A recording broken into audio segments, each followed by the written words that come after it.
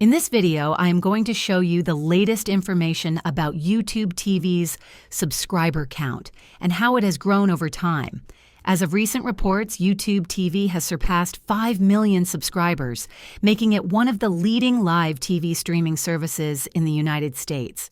This growth reflects its popularity among cord cutters who want access to live TV, sports, news, and on-demand content without traditional cable.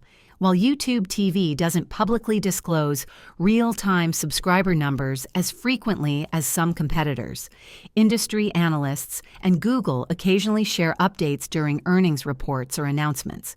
The service has steadily gained traction due to its robust channel lineup, unlimited cloud DVR storage, and features like multi-view for sports fans. It's worth noting that YouTube TV faces competition from other streaming platforms like Hulu, plus Live TV, Sling TV, and Fubo TV, which also report millions of subscribers.